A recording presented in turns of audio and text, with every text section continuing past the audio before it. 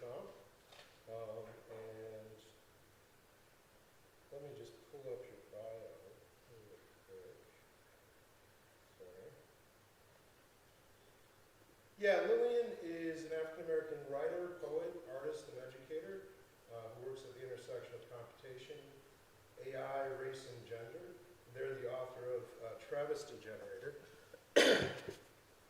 which was nominated for a National Book Award in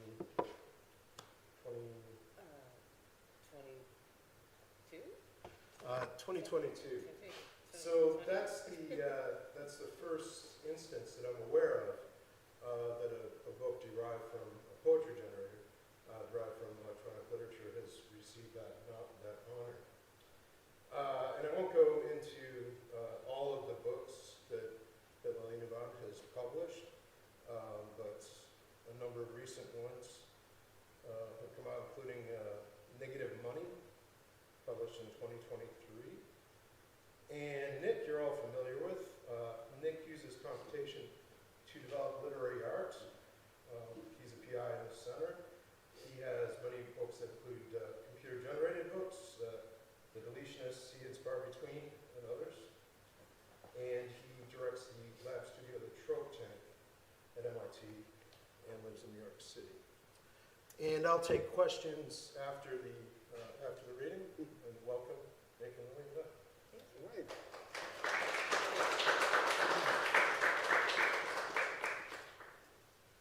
Hello, thanks so much for hosting us, and thank you all for coming out. It's great to be here.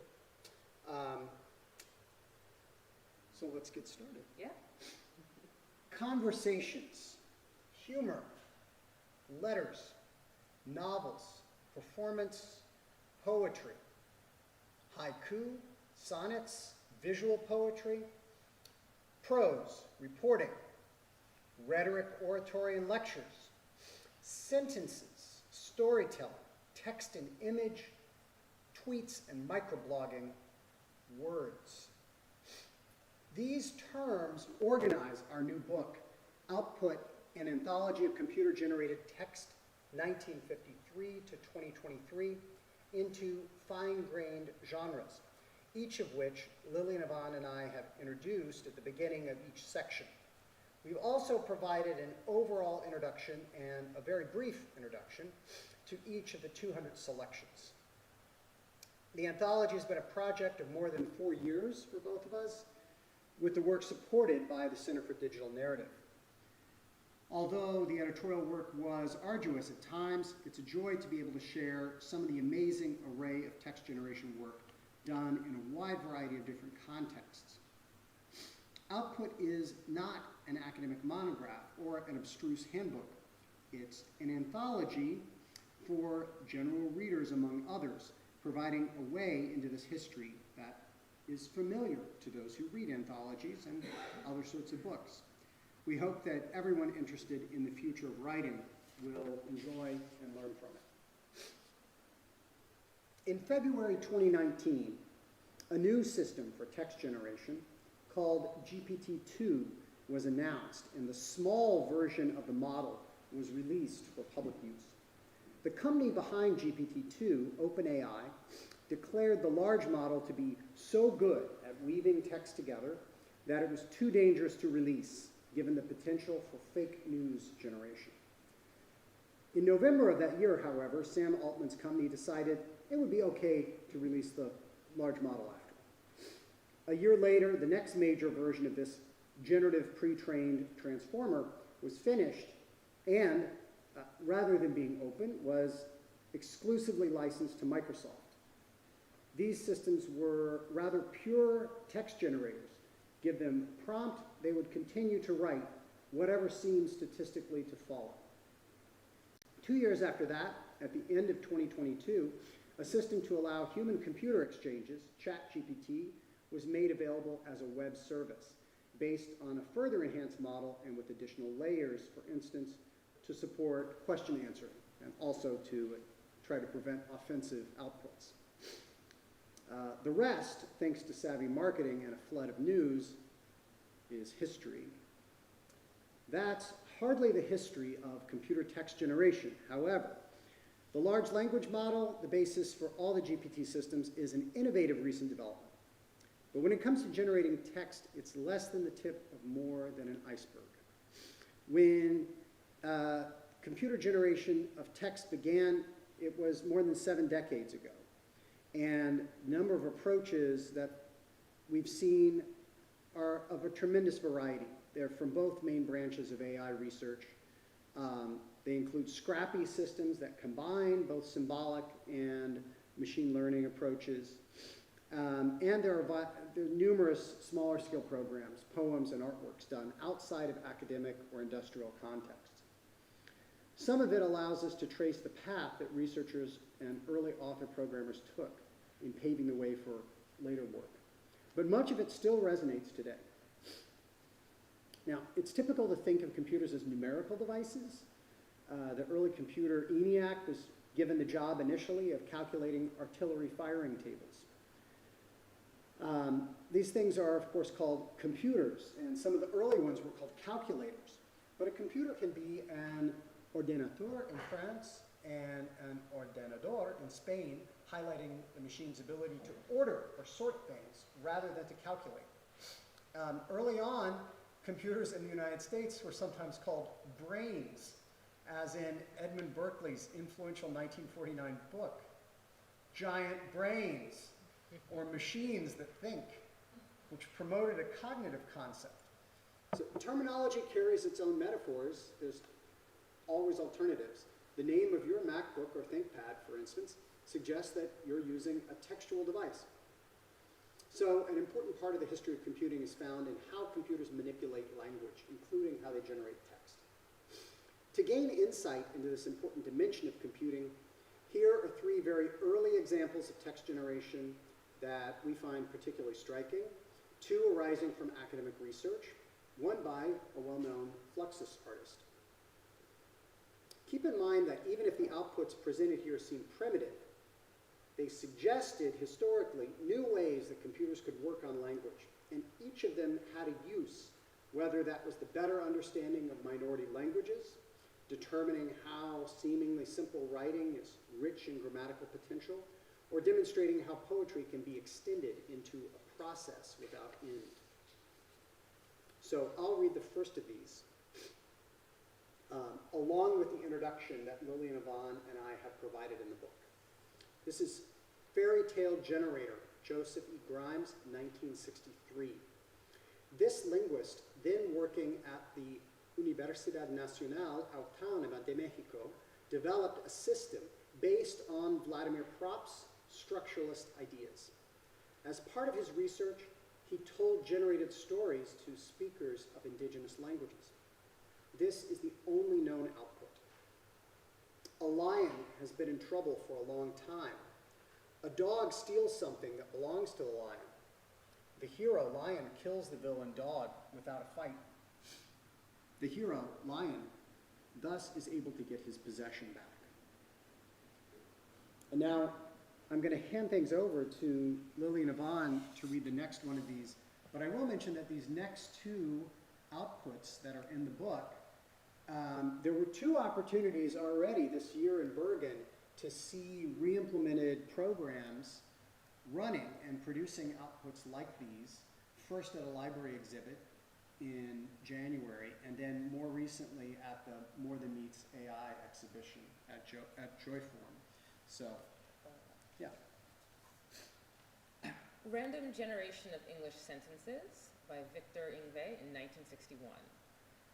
Ingve was doing machine translation research and developed a pipelined model that would begin with text in the source language, move through an abstract semantic representation, and finish by generating output in the target language.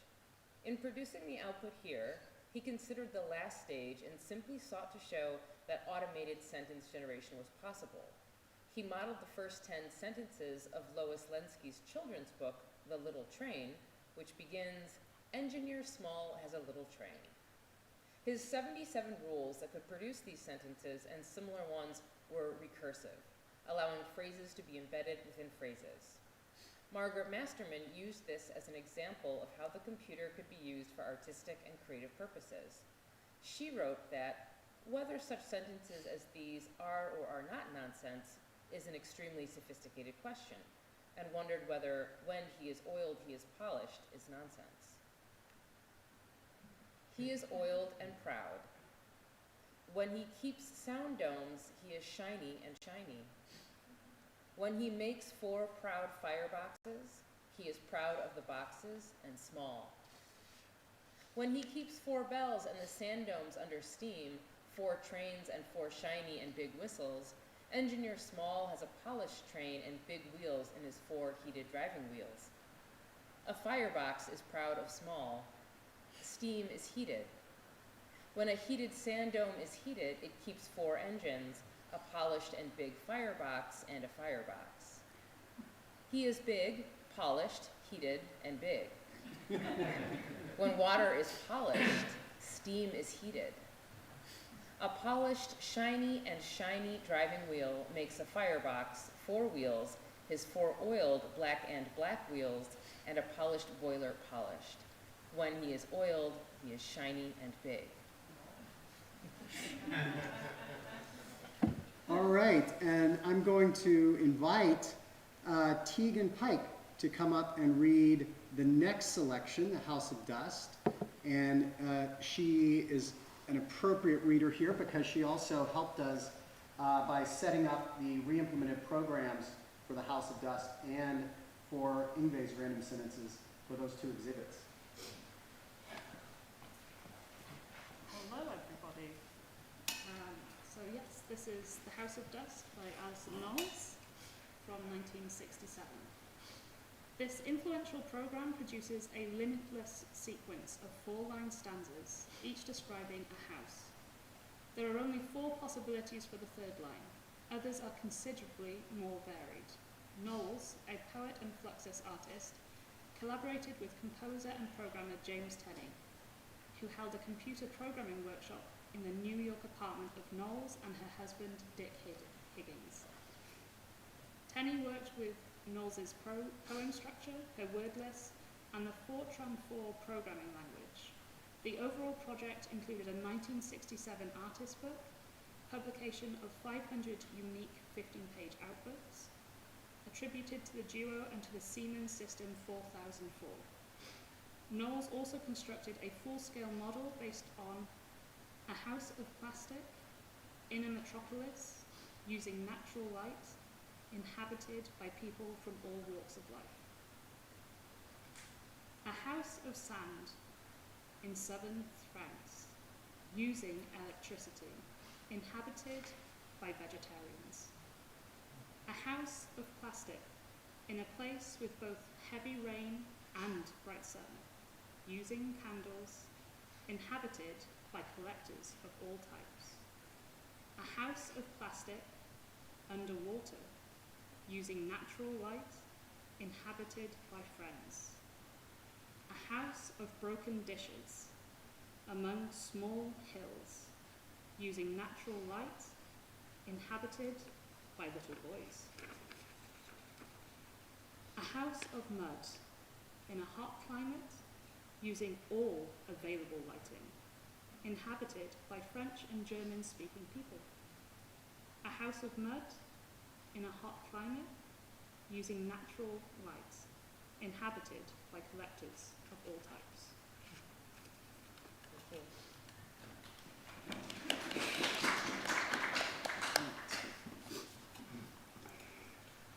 So A House of Dust is a very popular poem, and if there were a canon of this kind of literature, The House of Dust would certainly be in it. It is a poem that is, due to its structure, relatively easy to sort of see how it works, and also it makes it very teachable. And so plenty of students, hundreds, thousands by now I think, would have remixed this poem and updated it for the present times. So there are ways in which it has been brought into, as a poem of the future in a sense, it's been brought into the future that it may have imagined. So there's 2 more examples in output of remixes of this original poem, The House of Dust. The first is House of Trust by Stephanie Strickland and Ian Hatcher from 2014. This generative poem is one of many based on The House of Dust. It proposes that a free library constitutes a house of trust.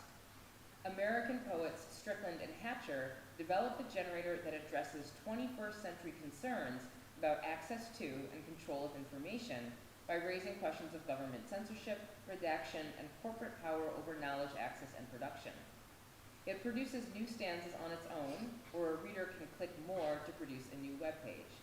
It exists also as a web page you can go to. When a single stanza is generated, it is paired with an illustration.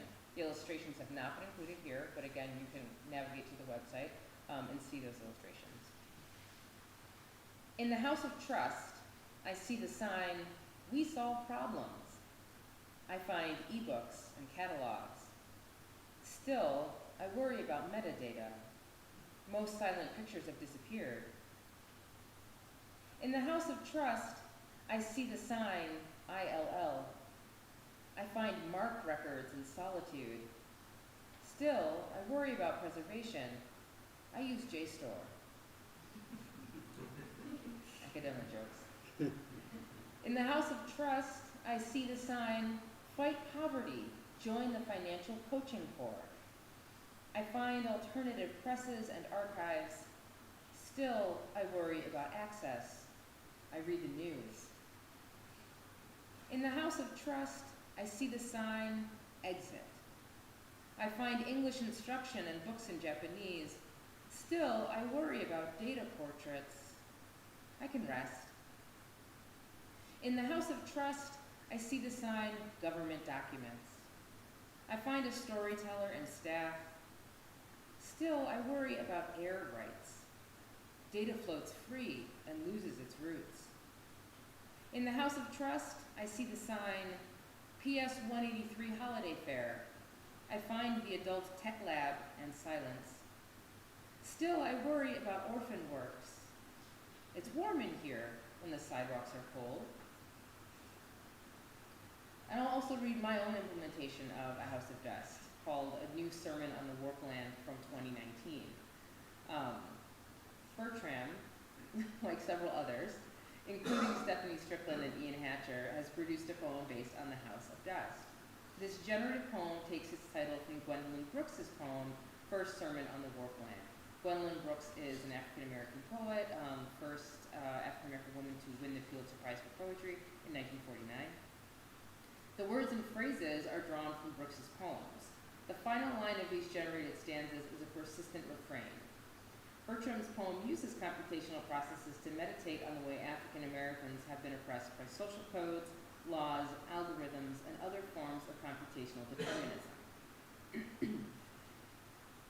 A nation of decolonization, on ships, digging up any means necessary to refuse erasure by algorithm. A nation of grief, in the cut, summoning any means necessary to refuse erasure by algorithm. A nation of old dispossessions, still fighting, conjuring any means necessary to refuse erasure by algorithm.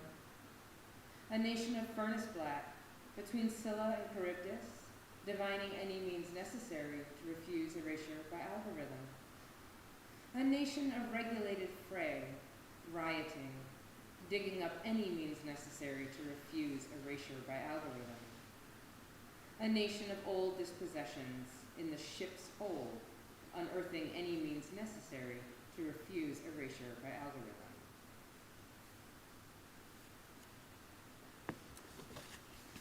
All right, I want to invite one of the contributors to Output, our very own Scott Redberg, up to read selections from, you can just take my seat if you want, Scott. That's all right, I'll All ask right. questions later.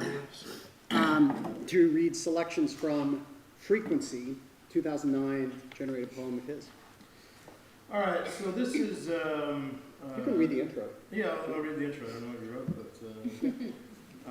so the poem's composed of the 200 most common used words in the English language.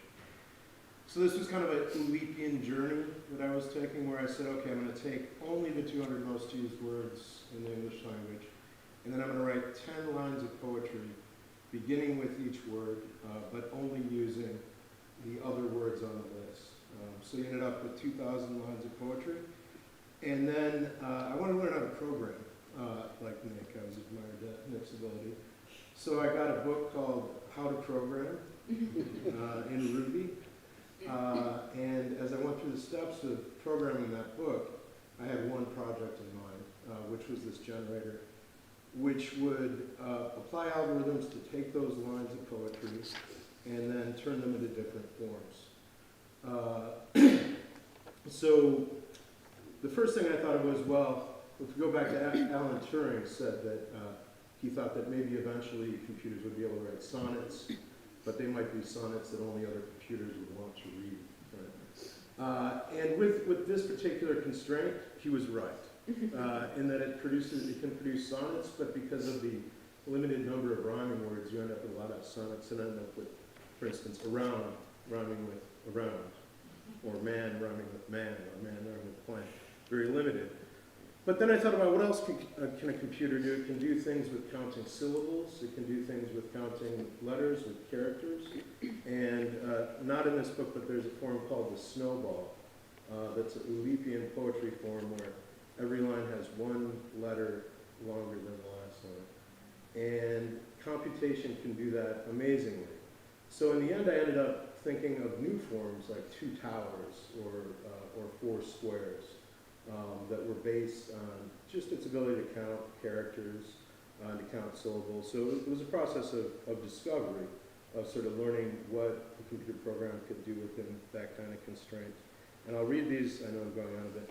I'll read these, but I also re-implemented the program the last couple of days in Berlin. So after the discussion, everything, if people want to sort of play with it and make some poems, I'd be happy to show you that. So the poems in the book. End of us. House is not the same, way different than before. Ask them to end it. Old men just want it to end. That you will take to the air. Like a man from a different world. Play as if you know 2 were here before you. Think back long as you can go. Place it where you want to. We need a hand. Great to be with you. Form a new land. Long was the day, from water to land. People get out of the way. Why ask me? Of these people, what can we say? Also be well. I think this is a snowball by word. Anyhow, them or us, air, water, and land, back where we come from. When will we be through with this? It could come from water or the air. He will be old, and with time will follow. Way to make her see me for what I am. At the time, he could still learn a thing or 2. At this place, we would try to make a go of it. All right. Thank you, Scott. So there's 3 more selections we have to share with you. And this one is from Slant by myself, Nick Monfort, Rafael Perez y Perez, who is a professor too here at the Center for Digital Narrative, D. Fox Harrell, and Andrew Campana, 2013. One way to integrate systems related to narrative is to set them up in a pipeline, a sort of assembly line. One system produces the plot and hands it on. Another determines the narrative style of product results. You'll perhaps recall that Vic Ingve in the sentence generator had a pipeline model in mind for machine translation.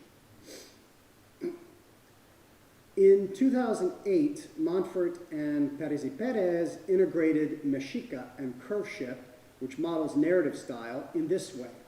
Seeking a more interesting way to have systems collaborate and wishing to add conceptual blending and a sensitivity to fine-grained genres, they joined with Harrell and Campana in this project, which has a blackboard architecture, allowing systems to intervene at different steps, different stages. The new components were a conceptual blending system based on Griot, which is represented in the Anthology, in the poetry section, The Girl with Skin of Paints and Serifs, and a genre selector called Verso. So 2 examples, one without figuration. Forgive me, Father, for I have sinned. It has been a month since my last confession. An enemy slid, the enemy fell, the enemy injured himself. I located a curative plant. I cured the enemy with the curative plant. The Tlatoani kidnapped me. The enemy sought the Tlatoani. The enemy traveled. The enemy looked. The enemy found the Tlatoani. The enemy observed the Tlatoani. The enemy drew a weapon. The enemy attacked the Tlatoani. The enemy killed the Tlatoani with a dagger. The enemy rescued me. The enemy entranced me. I became jealous of the enemy. I killed the enemy with the dagger. I killed myself with the dagger. 10 Hail Marys? Thank you, Father. An example with figuration. This is Ekatel, live from the scene. The cold wind eagle knight is despising the icy jaguar knight. The cold wind jaguar knight is despising the chilling eagle knight. Yes, an eagle knight is fighting a jaguar knight. Look at this, the eagle knight is drawing a weapon. Look at this, the eagle knight is closing on the jaguar knight. The gardener eagle knight is wounding the weed jaguar knight. And now the jaguar knight is bleeding. Yes, the consumed eagle knight is panicking. And eagle knight is hiding. Holy, the snowflake slave is despising the chilling jaguar knight. The freezing wind jaguar knight is despising the cold slave. And yes, the cold wind slave is detesting the chilling jaguar knight. A slave is curing the jaguar knight. And the slave is returning to the city. And the jaguar knight is suffering. The frozen jaguar knight is dying. Back to you.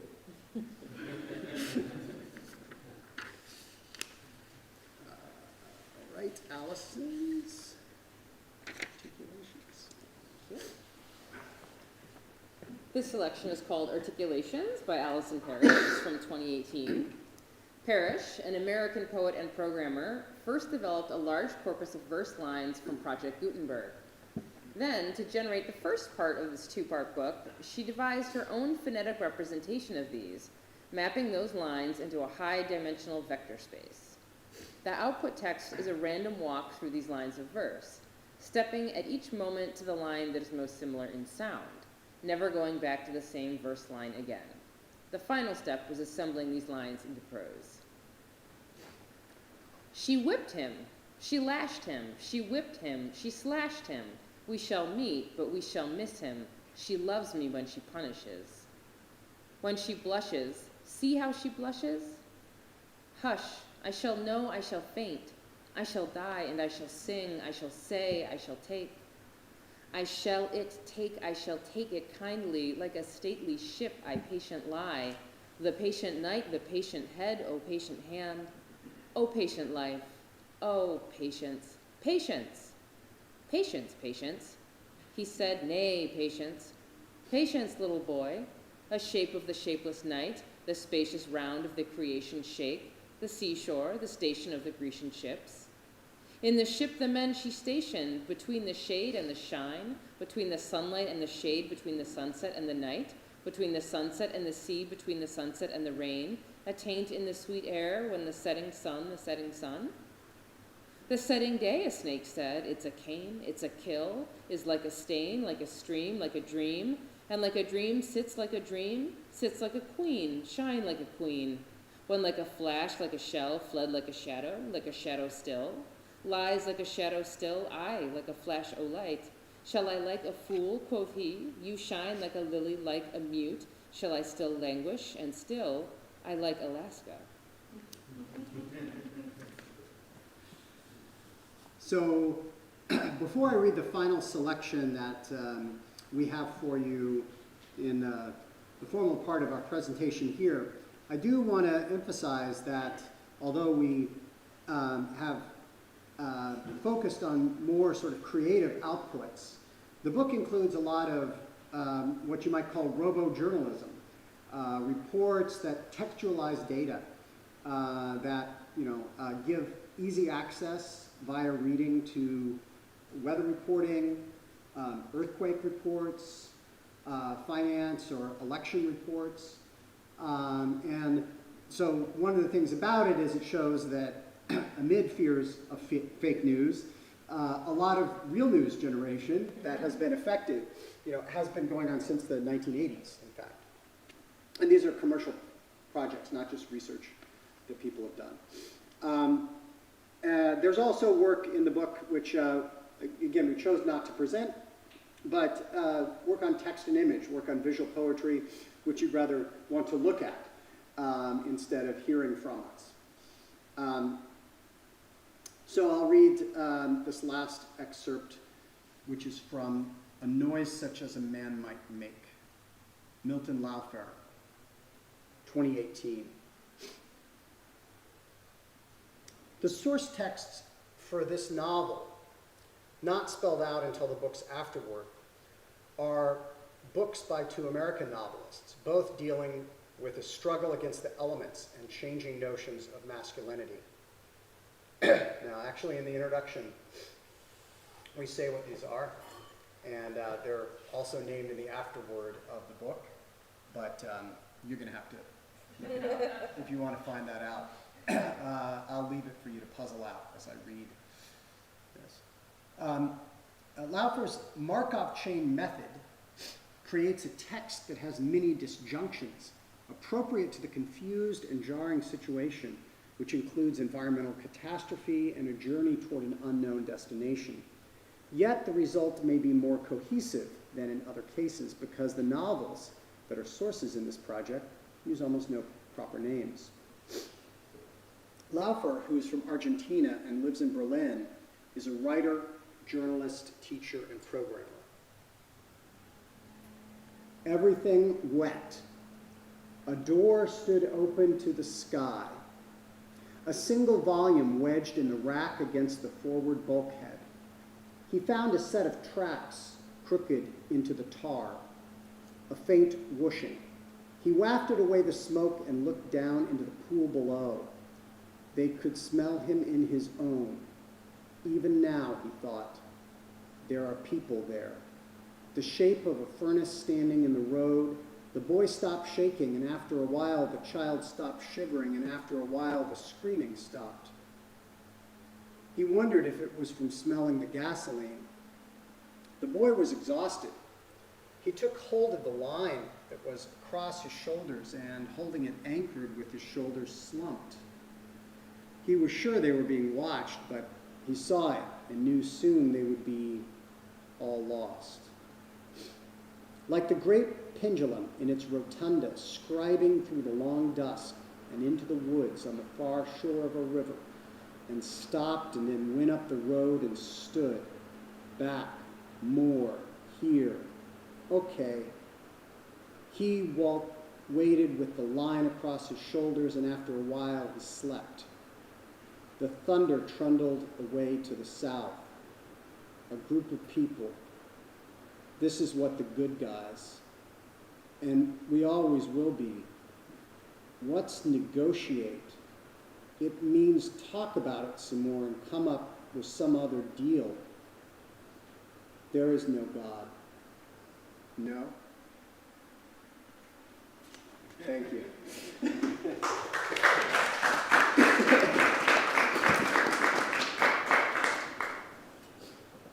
That was great. So I have a couple questions, and then I'd like to ask other people for questions. One is, when I was looking at this book, I was thinking there's a certain similarity to another anthology that you did many years ago, The New Media Reader.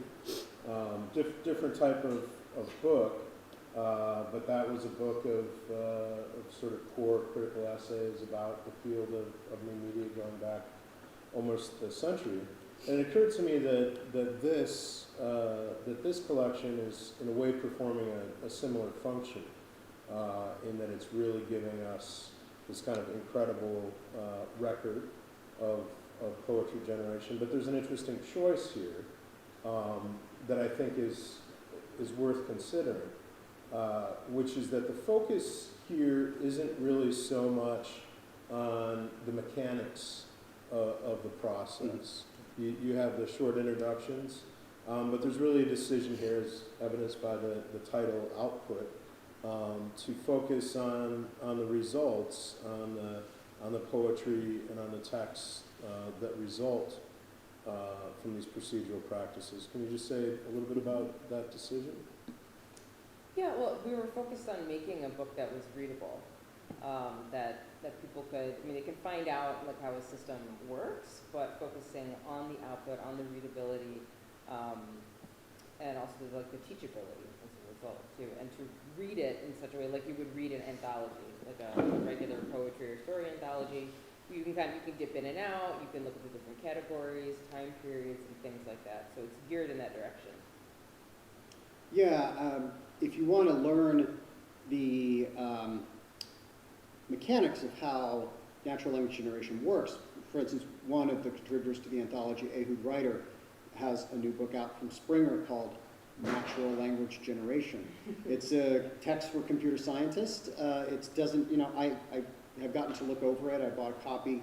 It's not super esoteric, given that it is for undergraduate computer science students. So there's books like that to take a look at. There's other resources online.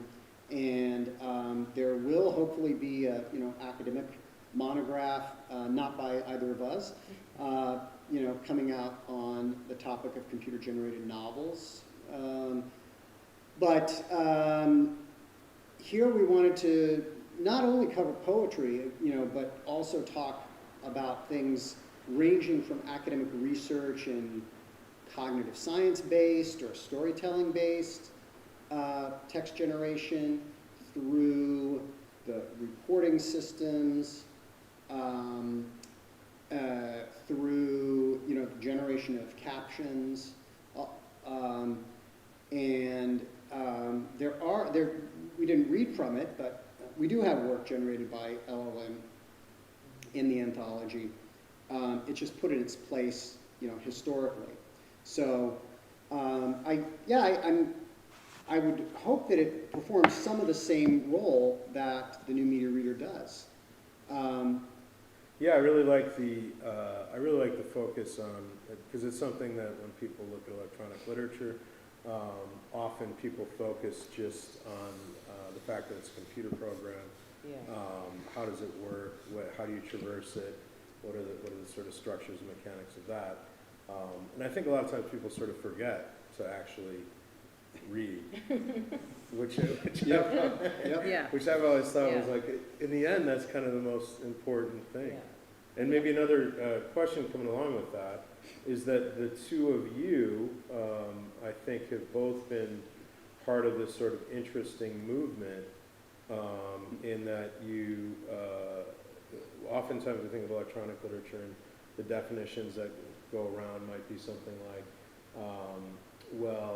works that are driven by computation or the network context that could not result from the usual process of a printed book alone. But this new sort of destination here, in a way, is towards creating these computer programs, going through the process of operating them, but then usually, not always, but usually the way that you're showing them and sharing them now is through the codex, the book. And can you say just a little bit about that and why, and sort of what you think it communicates and what values come across as a result of that? Maybe Lillian about? Sure. I mean, I guess like speaking for myself, I mean, one thing is we wanted the anthology to be accessible. Again, the anthology format, especially for teachers of literary studies and humanities, is a recognizable format. And so not all, but many of these pieces can be found, on the internet. You can find a webpage, assuming the webpage still works, right? So there's also that, right? Like some cannot be accessed, right? So we've printed outputs that have been published elsewhere, so you can find them, but in a dispersed fashion, which is useful to an extent, but not necessarily if you are, let's say, an overworked English professor at a state university, right? To kind of dig through, there's over 200 examples here, to kind of dig through all of that, which is what we used to do. It's more accessible and easier to have it in this format. Again, because some of the websites and things no longer work, the anthology, the paper will always work, right? In theory. Is it acid free?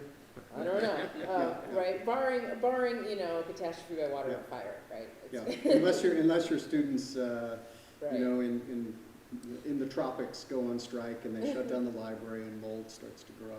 Yeah, but there's great value in the codex, right? In the book as a form, part of it too is like the object of the book, right, is important to us. The tactility, in the same ways that some of these programs, visual and otherwise, right, have that kind of presence. So in that sense, it's very important to us, but also, again, just in terms of accessibility, right? Yeah, there's a lot of things that you could say related to the publishing, that like more books were published, last year than ever before in any year of human history. If you go into the center, there's books all over the place, because people are referring to them and they're using them in their research and they're finding things out. And I ran out of space in my office. I read a book over on the plane that several of us have been talking about, that nobody read it as an ebook. We've all read it in print, or started on it in print, and things like this. So I think that's one aspect of it. But also, my work does sometimes manifest itself as an installation, sometimes online, sometimes as a book. So the piece with Patsy Baudouin, I'll have at Jus de Paume, in April. Like that's, that actually will have two books that are neither of which are mine. Two books will be part of that, but the work that the two of us created is going to be on a screen. They're all part of the media ecology nowadays, but the book remains an important part of the media ecology for a variety of reasons. There's a value to being able to Control F through a file and find stuff, but there's also value to be able to flip through, make comparisons, draw connections, have the ability, have the affordances that type of object allows. I think too, like we want the outputs to reach people who are not already ensconced in electronic literature, right? Who are not already going to websites and those sorts of journals and things, but whose career and study has been in the physical object. Yeah. Well, one thing you didn't mention, of course, is also the cultural credentialing and the imprimatur of the printed book. And I think, just to sort of wrap up with what I was going to say is, I think it's also an argument. You say, you go to I was talking with Wolfgang about some comparative, literature college of this absurd avant-garde stuff. What is it? It's ephemeral, right? And here, read this, and then they might still say the same thing, but at least they have the heft to deal with. And I do want to open up for some questions, but I do, just before I forget, I do want to mention that Paul is here from Academica, and that there's a huge stack of books there. We don't want to bankrupt the bookstore, so people better buy some. This is a bona fide retail operation. And also, Paul, I want you to know that I've ordered 3 from the press directly, so I'm not. It's not that I'm not buying mine from you to be mean. It's just that MIT was slow in getting them here. But also, the editors are both here, which means I believe you guys will sign them, right? Yeah, we can do that. Which means that these will become intensely valuable collectible objects, immediately doubling worth of your investment. So those of you who think in capitalist terms, this is a good way to make money. Questions? Jordan, you look curious. Yeah. Sorry, you just said Yeah. well, first of all, I mean, such a cool project. I was flipping through it, and definitely going to get the physical book. I do think having, interact by far, most of the time when I'm interacting with computer-generated text, it is on a screen, and holding a book and just full of that text is so intriguing to me. It just right away just sort of changes the context of what I'm looking at and how I'm thinking about it. So I think, super interesting project. I was curious about, I think overlapping probably with when you were working on this, Aaron Reed came out with his 50 Years of Text games book, which seems like a really wonderfully complimentary. His work is in Output. Subcutanean is excerpted. Yeah. And I was just curious if I imagine that the projects just kind of got started similar times or whatever. I was curious if there were any, did you know about each other's work at all? Was there any interaction kind of between you or any inputs at all between his project and your? Well, so Aaron was actually blogging as he, formed that project, and so the book was a result of, continuing to blog about different text games. Right. So, and we do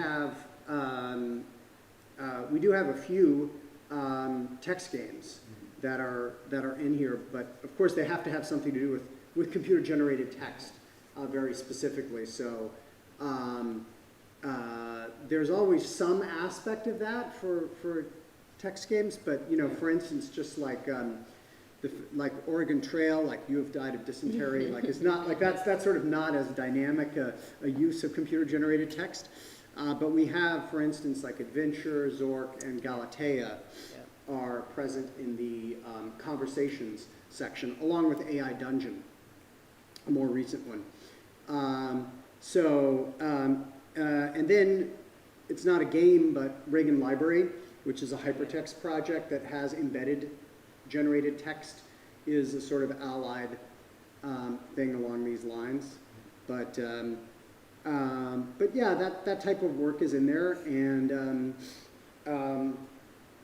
Aaron's book is a great resource. But it's also not an anthology. It's a book in which he has written about historically and critically this long history, many decades of work in the area. It seems, But it's historicizing, right? That's what's important, and I think that's, to me, that's really the important thing. It may be true that generative AI is overhyped, but it's definitely true that it's under-historicized. Yes. Right, and so that's what we're trying to do here. Is we're not. The goal is not to deflate the hype, but to, supply that history. I agree that history is overshadowed by the AI hype. And I used the anthology in my class this past semester, and across the board, universally, students, what they said was like they had no idea, right, that there was so much history to computer-generated text, and it wasn't something that like just happened with the transformer architecture, and that just happened with ChatGPT, but it was something that when they looked back into the history and they kind of played around with it, that they could also play a role in doing themselves, right, in terms of creating programs and remixing programs and being able to build their own little text generators, that they actually have more control over than with a GPT type system. So providing that context and that history has been something that like has helped them, again, maybe de-hype, but to right size and locate, ChatGPT where it belongs, right in this like continuum of computer generated text. Yeah, it's interesting because I think in a way though, conversely, I think that a lot of people now are paying attention to text generation, Mhm. who wouldn't have at all Mhm. before as a Right. result of the large language models. Right. So this history becomes more interesting and relevant to people. Jill? Could you say something about how you sampled or how you found those specific texts? Because there's sort of, they could generate an infinite number of outputs, really. Yeah, well, we didn't generate any text. So that's like the first and foremost. So what we chose were outputs that had already been published and presented as the author programmers wanted them to be presented. So otherwise, yes, we could have gotten deep into the weeds generating new outputs, which could have taken forever, and so on. So we didn't want to do that. We wanted to focus on things that had already been printed.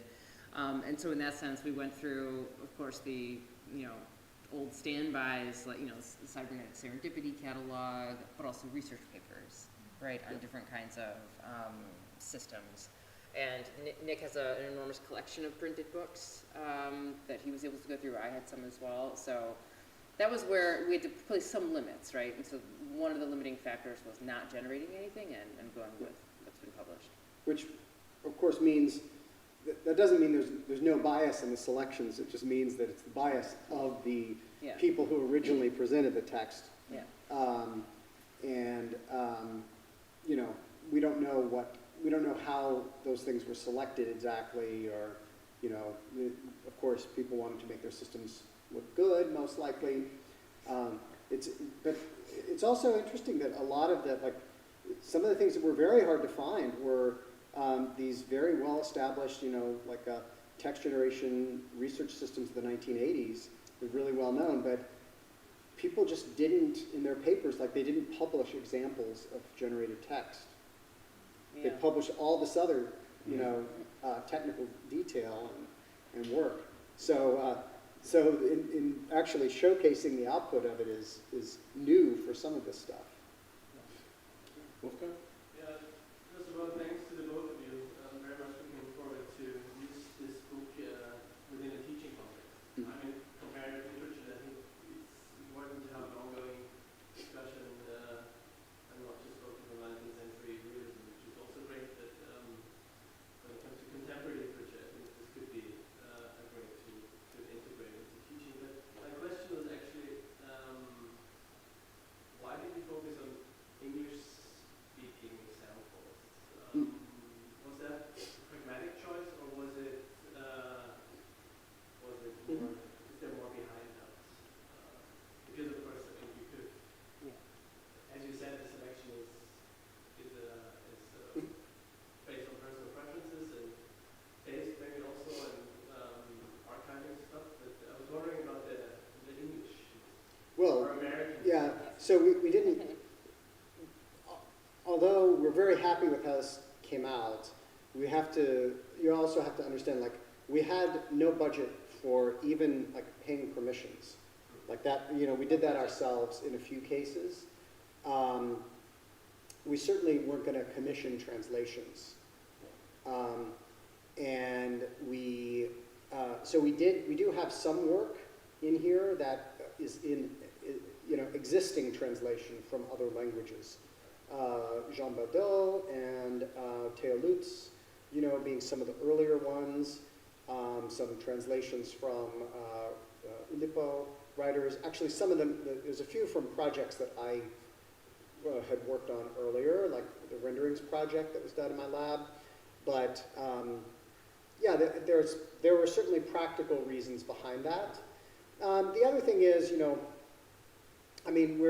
there are people like Jerome Rothenberg who are like, here's a global anthology of huge amounts of work, and that type of project is very important. But you have to start somewhere, I think, and starting in one's own language community and, being able to present what's done to, for English language readers. It felt like that's what we could manage. That's also, sort of MIT Press and Counterpath, the co-publishers of the book, had the ability to get the book out in that context. So those were some of the things. It had to do with how we were resourced. It was another way of focusing and limiting the things that would go in. As it is, it's 500 pages, 200 selections, Yeah. you know, we drew the line there with regard to translation, with regard to existing texts. And then we also said we're not going to have like computer-human collaboration. We're going to have things that is the output of computer programs, right? Because there's now a huge amount of stuff. There's magazines that are completely devoted to human-computer collaborative literature, like Ensemble Park, which has just started. So, you know, that's part of it. Yeah, it's a limiting factor that we recognize as a limitation. But for all the reasons that Nick said, right, the practical, it just wasn't possible. But we do acknowledge in the introduction, and freely, of course, that there is a great deal of computer-generated work, text, that is not in English, and that can be found. And Jacques Tanguay, you know, in Paris, like, covers some of this, and, you know, his recent publication. So there's, you know, some of this is discussed. It's not hidden from view, but that's, you know, what we needed to start with anyway. And when we said we had no budget, we had no budget. Yeah. A lot of things, like you know, I have done a translation project before, which was specifically translating electronic literature works from other languages into English, right? And it's not because I didn't think there should be translation into other languages, it's because that's what we could do. And I felt like in that case, as I feel like with this book, that the best thing to do is to sort of inspire others to do that work in their own language community rather than try to do it for them. Next project will be. Other questions? Any students? Questions? PhD students? Tegan? Now that we've gotten to the point where text generation is so ubiquitous within society, this is a wider question than just how are you two, both as practitioners, but also as scholars within computer-generated text, going to navigate the future? And I know this is a very loaded question to put you both on the spot with, but I was just curious, how do you feel about AI-generated text being as they are right now, and how we're going to move forward? We do have a coda. There's a short piece at the end of the book, Really? which So I need is to find out forward-looking. what the answer Yeah, well, that's, I'm just saying, like, If you run the program. yeah. Okay, I mean, yes, it's a loaded question. I guess I'll come at it from, as an instructor, right, as a professor, and so I teach creative writing. So there is great anxiety, at least. I did a survey of my class, sort of like before, like what were your attitudes and thoughts about generated text and AI prior, you know, and there's great and reasonable, well-founded fear for creative writing. Then once they got into it, that fear dissipated, because like, you can run up against the limitations of some of these systems quite quickly and easily. But I see in particular my role as especially in the environment in which I teach and the kinds of students that I teach, to develop awareness and understanding of the systems and familiarity and comfort using them, because in the American educational context, there is no going back, right? It's AI everything, and so then from a practical standpoint, I don't want my students left behind, right? But I don't teach with AI in the sense that, like, okay, we're going to do something with ChatGPT. It always starts with this historical context, right? So that they know how we got to a ChatGPT. And I frequently engage with students who have no experience with generated text or programming or anything like that. And again, have that kind of fear and are a bit standoffish. And so, you know, using something like this to kind of guide them through the history and up to where we are now with it, and then they can make their own decisions about whether or not, you know, AI writing is something that's going to become part of their own writing process, but not forgetting about the process part of the writing process. It's like, go forward. Chill. Or is there anything from Stuttgart? Okay. Stuttgart, if you have any questions, we'll take questions from Stuttgart. That'd be very exciting. So you mentioned, Lynn, that you didn't want to focus so much on the mechanics because you've been about that already. But I was wondering, now that you actually have all these outputs laid out like this in a way that you always, we read them now as poems, you read them as poems. It's such a loaded question, I don't know what, but can you read them as poems? Are they as beautiful as when they're written poems? I know that's sort of it's an awful question. But how do you see them? Is it possible to read them without knowing about mechanics or something? I don't know. Well, I mean, it's a question you could ask about any poem, right? Yeah. And I'm not sure the question of is it as beautiful or is it as good as a human written poem is necessarily the right question to be asking, right? I think, I try to encourage students, right, to approach reading any text, right, with a spirit of generosity and openness, because in a writing workshop, let's say, we don't know if the student brought their poem to class that they wrote 20 minutes ago, right, and we're still tasked with, being the same kind of reader for it, regardless of knowing its composition. And we don't ask students and writers to prove, right, to prove composition. So there's some interesting questions around that, but yes, you can read them as poems. You can read them as you could read the novels as novels, right? It really is about how you approach text in general as a reader, I think. And there are still, are we doing the same kind of, say, like literary analysis?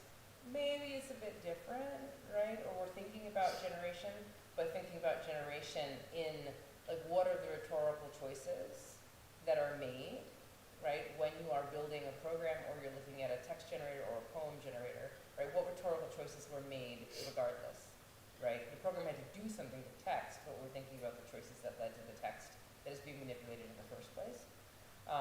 And so that's kind of how we approach it from, as much as we can, I think, like a 3-6-year holistic point of view, one that focuses on process and rhetorical choice. I don't know if that answers your question. You answered it much better because the better question is how do you read these, right? I mean, my answer was just to read some more of Alison Parrish's articulations. It's a good ending. Wish. I wish. Why should we weep? Why should I weep? Why should I wish to stay? Why should we stay? Why should we sigh? Why should you sigh? Why should we fear? Why should I fear you? How should I fear? I should find, I should say, I should die, if I should die, if I should dwell, if I should tell, if I should pray, and if I should be slain, if I should complain, and if I should shun, if I should hear someday, if I should want help.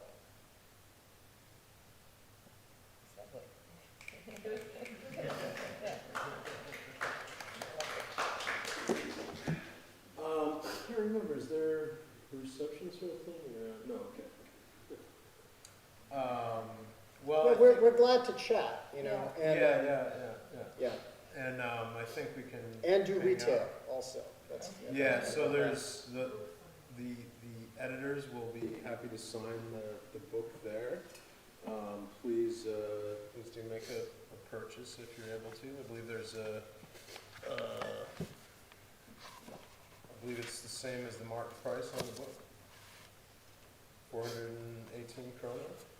And a bargain at that. that's a good deal. Yeah. Yep. And but with the autograph, it's worth like 2,000 krona. As soon as Nick touches the thing, it turns to gold. Yeah. So thanks everyone for coming, and congratulations again. Oh, one last thing to mention is that there's another book by a center author, Joseph Tabby, that has just been published, a literary introduction to post-humanism, and there'll be an event focused on that book, I believe January 29th at the library, and hopefully we'll get some more books ordered and people can buy those there. But a really interesting book from Joe about what it means to be literary and post-human at the same time. Just thanks. Thank you, Scott.